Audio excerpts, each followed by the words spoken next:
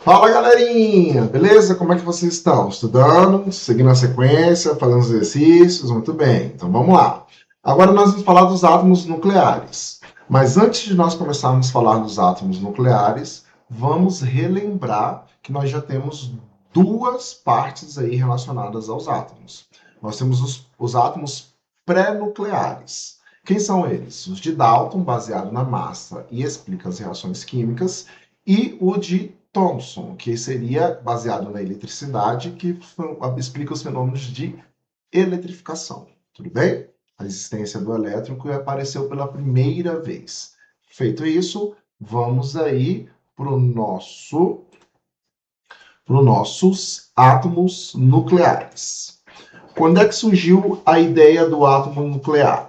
Nos experimentos feitos por Rutherford em 1911. Ele bombardeou o pudim de passas, ele bombardeou a lâmina de ouro, ele bombardeou um metal com feixes de radiação alfa, ou seja, já tinha o domínio aí da radioatividade, que são partículas positivas e densas. E ele jogou isso contra uma lâmina de ouro. A ideia era que não poderia passar porque no metal você é compacto. Só o que o experimento nos revelou foi que grande parte da marcação que eu tenho mostra que as radiações estão passando o quê? Direto. Algumas delas estão desviando e outras ricocheteando. Inclusive, eu consigo medir essa área aqui e chamar de área 1. E medir essa área aqui e chamar de área o quê? 2. E eu posso dividir a área 1 pela área 2 e eu vou ter aproximadamente na época aí 2.000 vezes uma de diferença da outra. E aí, o que o Rutherford sugeriu e pensou? Cara, a expectativa era que não deveria passar. Já que elas atravessaram lâminas sem quase nem desvios, a maioria que atravessou, que não sofreu, a maioria realmente atravessou, mas alguns sofreram desvios. Então, o que eu posso pensar? Eu posso pensar que existe uma grande região, o quê? Uma grande região vazia, e uma região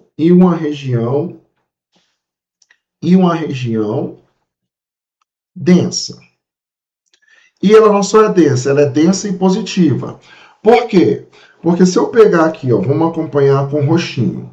Se eu pegar uma radiação e ela passar pela região vazia, ela não tem nenhum desvio. Mas se ela passar próximo da região densa, ela vai sofrer um desvio. E como eu tenho uma alfa que é positiva, é porque essa região densa também é o quê? É positiva. E aí ele falou, né? Gosto de colocar essa fala do Rutherford. Foi como atirar uma bala de canhão num papel de seda. E ela volta e atinge você, né? Se você for de contra aí. Então, isso aí é uma fala de Rutherford para propor o modelozinho dele aí. Então, a região densa é a região A1, A2, que é a região menor, e a região vazia é a região 1, que é a região maior. Isso daí é as conclusões dos experimentos de Rutherford.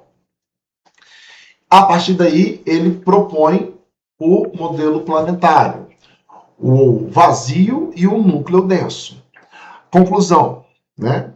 As partículas positivas e densas rebatiam elas porque também eram contidas de carga positiva. O núcleo é a região minúscula central que concentra, toda a massa do átomo e a carga positiva. Já a eletrosfera é uma região periférica gigantesca de imenso vazio, onde estão os elétrons, que orbitam como planeta ao redor do Sol. Então tá aí um modelozinho de Rutherford, tá? Só que ele não sabia como manter essas órbitas fixas, ok? Então, eu gosto mais de mostrar ele assim, ó.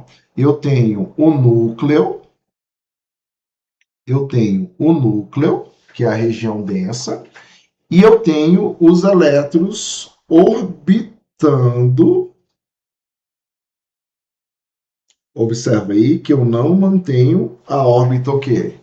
Eu não mantenho a órbita fixa. Então, o modelo mais, esse aqui seria um pouquinho mais próximo do que tem a ideia do Rutherford aí, ok? E essa parte aqui é a eletrosfera. A eletrosfera é responsável pelo volume do átomo e o núcleo é responsável pelo quê? Pela a massa do átomo, ok? Então, o que nós temos aí? Uma crise clássica, né? O problema de Rutherford, a física clássica ditava que qualquer carga em movimento circular, como elétron atingiria a região positiva, ia perdendo energia até cair no núcleo. Então, o que acontece? Pela física clássica, eu tenho um núcleo que é positivo, o elétron ia perder energia e ia atingir o núcleo. E a matéria entraria em colapso. Tá? Cálculos mostram isso. E aí nós temos a ideia genial de Bohr, que mostra que, ao mesmo tempo que Max Planck e Albert Einstein propuseram ideias radicais, a energia flui de forma contínua, ou seja, em pacotes de energia. Então, se a energia flui de forma contínua em pacotes de energia, eu posso dizer que eu vou ter esses fótons, né, armazenados aí dentro da eletrosfera. Então, Niels Bohr teve a brilhante intuição de aplicar a quantização de energia nas estruturas do átomo de Rutherford. E aí o que aconteceu? O que aconteceu foi que nós temos aí o modelo de Rutherford-Bohr, onde nós temos as ondas estacionárias e os saltos. Os elétrons se movimentam em órbitas circulares permitidas no núcleo, nas camadas K, L, M, N, O, P, Q, que seria o espectro de luz, e estados estacionários são padrões. Os elétrons não perdem nem ganham energia, eles ocupam as regiões estacionárias. Então, aqui seria a camada do vermelho, que é do K, aqui seria a camada do laranja, que é a L. Aqui seria a camada amarela, que é a terceira. Depois vem o quê? A verde. Aí depois vem o quê? A azul, né? Vem a azul. Aí depois vem o quê? A camada o quê? Anil. E aí, por último, a camada o quê? Violeta. Então, nós temos aí as 7 camadas, que são as 7 cores do arco-íris, por onde os elétrons estão orbitando aí na natureza. Então, nós temos a K, L, M, N, O, P, Q. As 7 o quê? Camadas de energia fixa, onde os elétrons podem estar orbitando e eles têm essa energia quantizada na camada. E aí nós temos a ideia do salto quântico. Qual é a ideia do salto quântico? A ideia do salto quântico é que você pode absorver energia, né? Você pode vir aqui absorver, por exemplo, eu estou aqui na camada laranja, né? Aí eu absorvo a energia da camada amarela. Então vem a energia do amarelo e eu absorvo. Na hora que eu absorvo essa energia, eu mudo da órbita da laranja e passo para a órbita do quê? Da amarela. Quando eu soltar essa energia, eu transito ao contrário. Então, tá aí, né? Isso explica as cores do fogo de artifício e por que as lâmpadas acendem aí. Então, quando eu absorvo energia, eu transito para uma região de maior energia. Então, aqui eu tenho energia é 1, aqui energia é 2, aqui energia é 3, aqui energia é 4. Então, para transitar da E3 para E4, eu tenho que absorver energia. certo? E para transitar da E4 para E3, eu libero energia, que são os fótons. Absorve e transita nas camadas, ok? E aí ele organizou para a gente aí a energia, as transições eletrônicas, ok? Tudo bem? Então tá, vamos lá. Seguindo então, quais são agora a parte da estrutura do átomo? Nós temos o átomo estruturado aí, então, em núcleo e eletrosfera, e agora a gente vai desvendar as características desses átomos, tudo bem? Então, o modelo de Bohr, né? O modelo de Bohr trabalha com núcleo e eletrosfera, e o modelo de Rutherford mostra para a gente a energia quantizada. 3 partículas mágicas, né? Ou fundamentais. Os prótons, que têm carga positiva e estão no núcleo. Os nêutrons também, que estão no núcleo, junto com os prótons. E os elétrons, que ficam girando ao redor do núcleo. Então, nós temos aí o núcleo do átomo. E nós temos a eletrosfera. Como nós falamos, a eletrosfera é responsável pelo volume do átomo. E o núcleo é responsável pela a massa do átomo. Quem nós temos no núcleo? Nós temos no núcleo os prótons e os nêutrons. Quem nós temos na eletrosfera? Os elétrons, que está responsável pela parte do volume e da energia, tudo bem? Só o que acontece? Os prótons, que têm carga positiva, eu vou atribuir a eles a letra Z.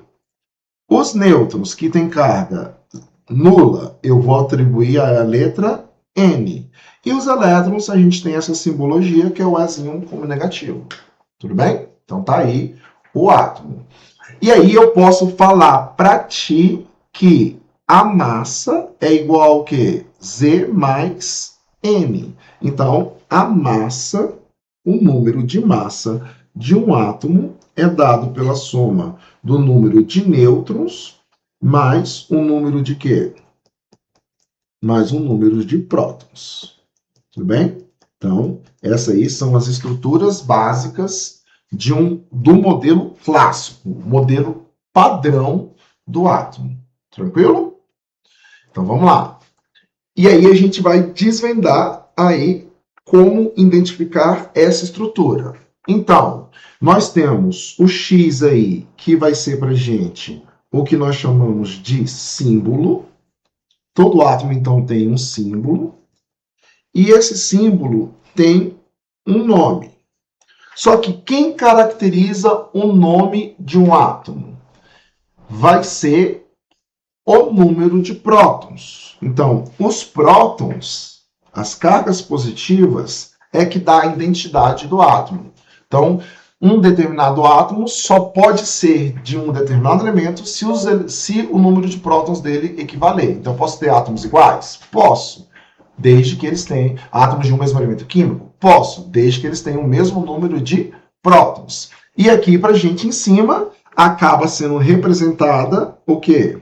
A massa, ok? Então, nós temos a massa, nós temos o número de prótons, e essa é a simbologia. Como, por exemplo, nós temos aí o Na. Eu não sei quem é Na, mas eu já sei que o Na tem o quê? Tem 11 positivos. E eu sei também que o Na, além de ter 11 positivos, ele tem a massa igual a quanto? 23. Então, esse daqui é a massa. 23 é o que pra gente? 23 é a massa. 11 é o que pra gente? 11 pra gente é um número de prótons, ou número atômico, geralmente dado em cima massa, embaixo prótons. Professor, pode inverter? Pode. Lembre que a massa sempre vai ser maior. E Na para a gente é o elemento o quê? É o elemento sódio, que vem lá do latim. Tudo bem? Então, essa aí é a representação de um átomo. Lembrando que um átomo tem o quê? O A desse cara aí vale quanto? 23. O Z desse cara vale quanto? 11. E o N desse cara vale quanto? Então é só eu pegar e subtrair a massa do número atômico, que vai dar quanto aqui? 12. E ele tem quantos elétrons? Ele tem 11 elétrons, porque todo átomo, desde lá de Thomson, é eletricamente o quê? Neutro. Então tá aí as partículas fundamentais de um átomo e a sua representação, beleza? O que a gente pode fazer? Como representá-los? Igual eu falei, a massa fica acima, geralmente, o número atômico fica abaixo e o símbolo do elemento fica no centro. A gente pode, por exemplo, colocar aí a representação do carbono. Só que para fazer a representação do carbono, qual a primeira coisa que eu tenho que saber? Eu tenho que saber que o carbono tem um número atômico, certo? Qual é o número atômico do carbono? O número atômico do carbono é 6. O número atômico do carbono é 6. Isso significa que ele tem 6 positivos.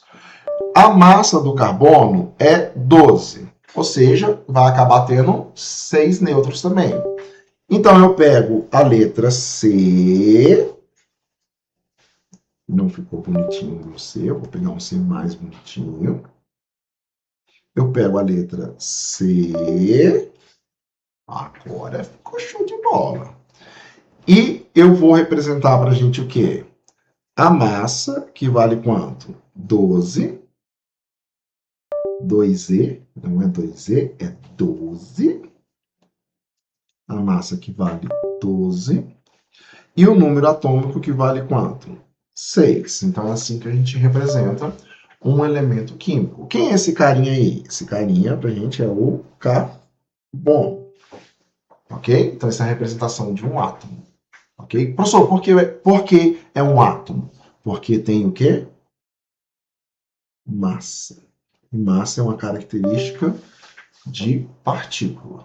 Beleza? Então tá aí como representar um átomo qualquer. Só que aí começa a entrar as nossas outras cositas, né? Íons são espécies eletrizadas. Então, é quando a conta do elétron não bate. Tá. Então, íons são espécies eletrizadas. Eu posso ter uma eletrização positiva e eu posso ter uma eletrização negativa. Nenhuma dessas duas, isso não são o quê? Não são átomos. Se tiver carga positiva e se tiver carga negativa, não são átomos. São íons. Beleza? Não são átomos, são íons. Então, não existe átomo de carga positiva. Se tem carga positiva, não é átomo, é íon. Se tem carga negativa, não é átomo, é o quê? Íon. Você prestou bem atenção nisso? Ou você vai fazer eu ir na sua casa te dar um cascudo? Viu? Não existe átomo positivo, não existe átomo negativo. O que você tem são espécies eletrizadas, que nós chamamos de íons. Ok, cara de farinha? Então, vamos lá. Vamos ver como a gente faz para analisar essas cargas. Então, vai haver um desequilíbrio de carga.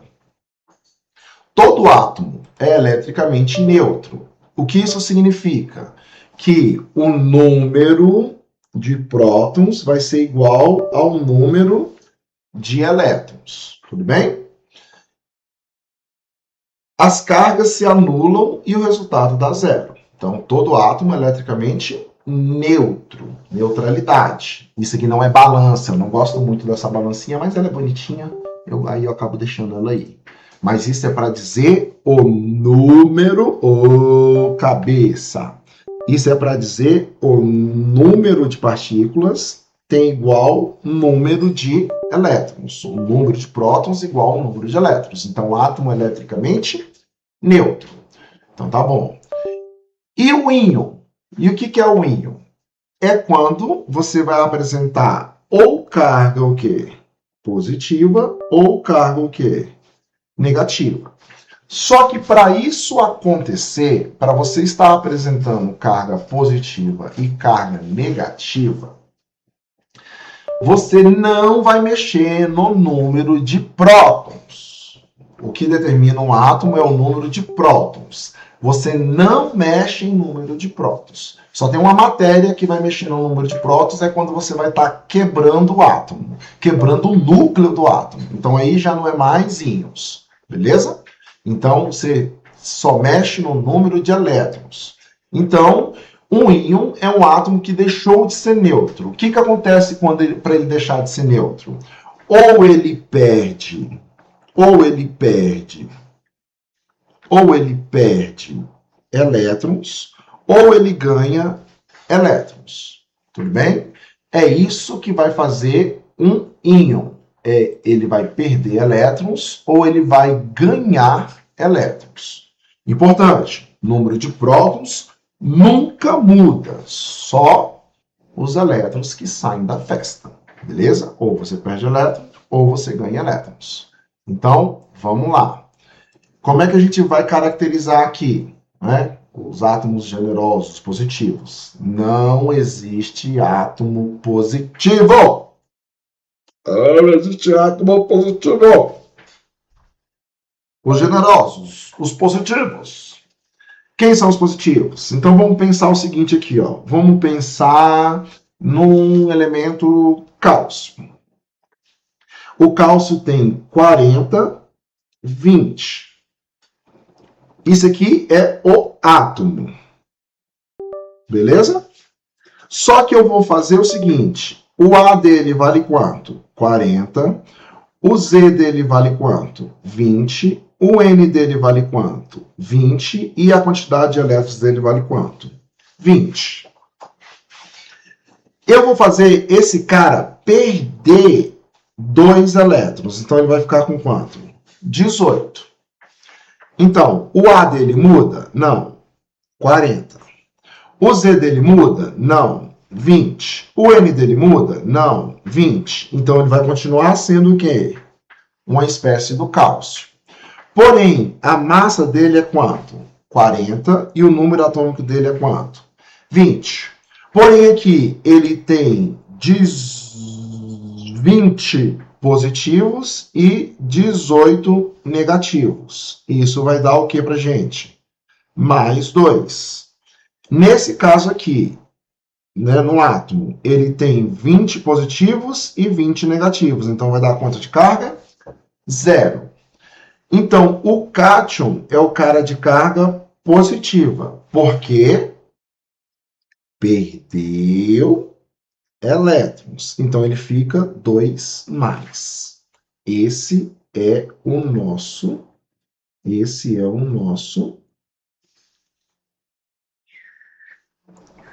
O que é isso aqui? E o que é isso aqui? Isso daqui é o nosso. Esse é o nosso átomo. E esse é o nosso cátion, que é um íon de carga positiva, porque ele perdeu elétrons, ok? Já o íon de carga negativa, vamos pegar aqui, ó, Cl, ele tem 35, 17, beleza? Então, vamos lá. Quem é o A? 35. Quem é o Z?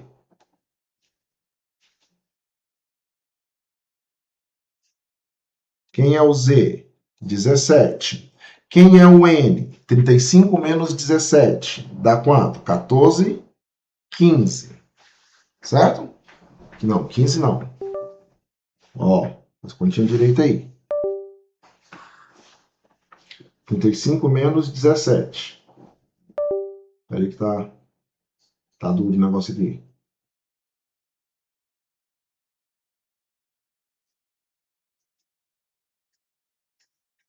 Dá 18. 18. E quantos elétrons ele tem? 17. Só que se ele ganhar um elétron, ele ganhou um elétron. Então, quantos elétrons ele vai ter agora? Ele vai ter 18. O número de nêutrons, 18. O número de prótons, 17. A massa, 35. Então, ele vai ter mais 17 menos 18. Isso vai dar uma carga dele de quanto? De menos 1. Então, eu continuo sendo uma espécie do cloro.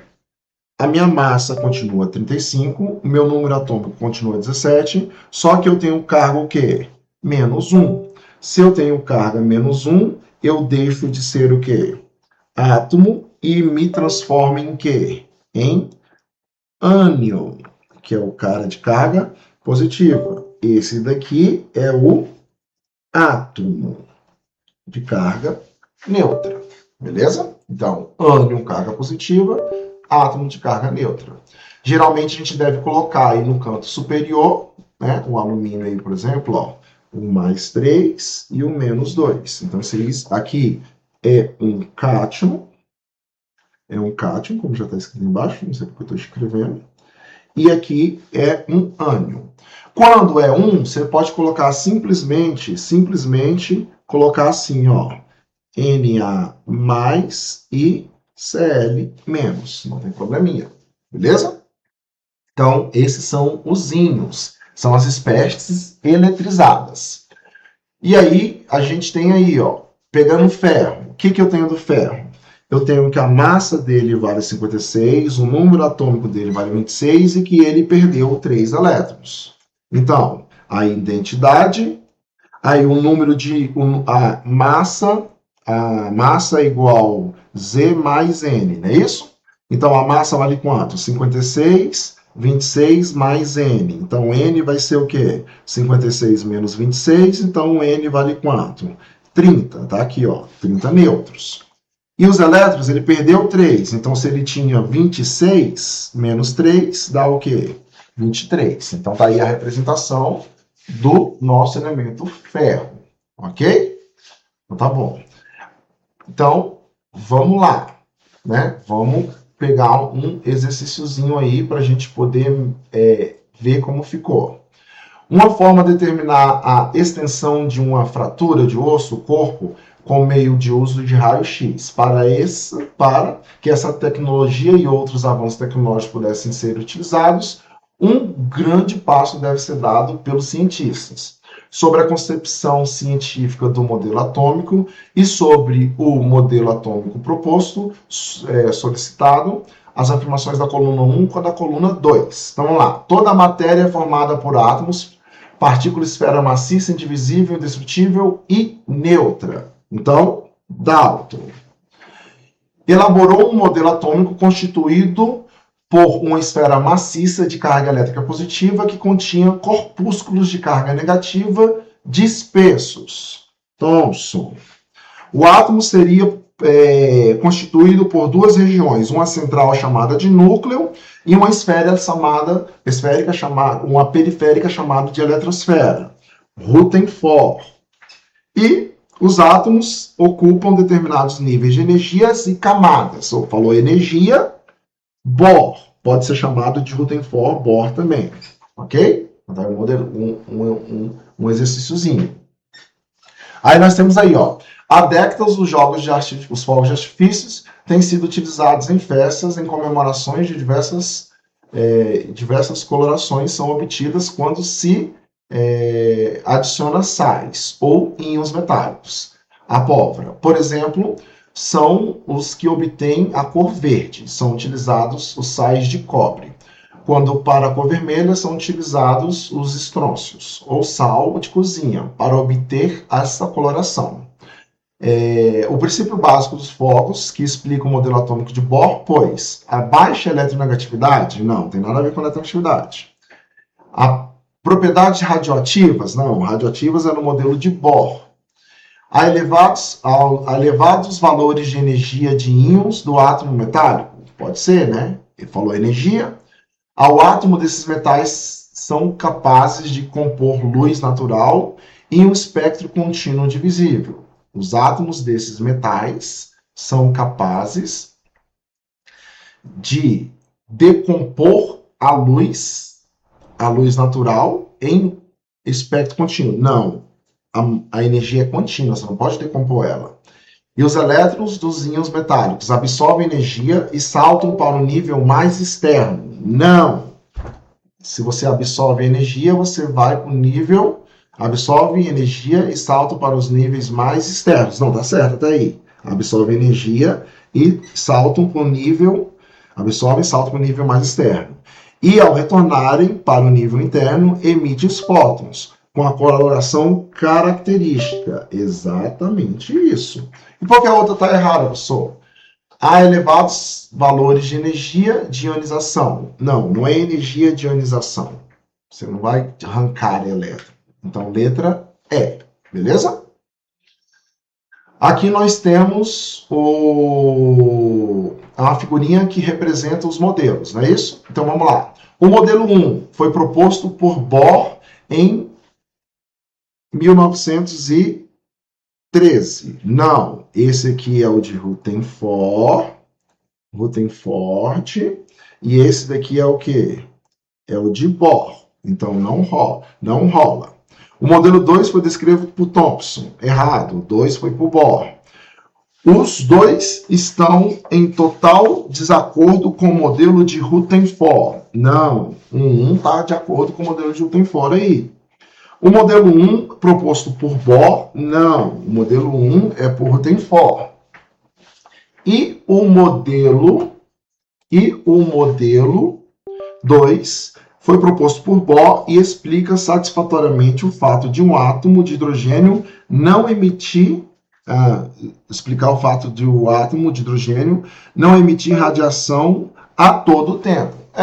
Não emite radiação a todo tempo. Você precisa absorver e emitir para você poder ter as emissões sendo estudadas. Então, nós temos aí os modelos de Rutherford e de Bohr, ok?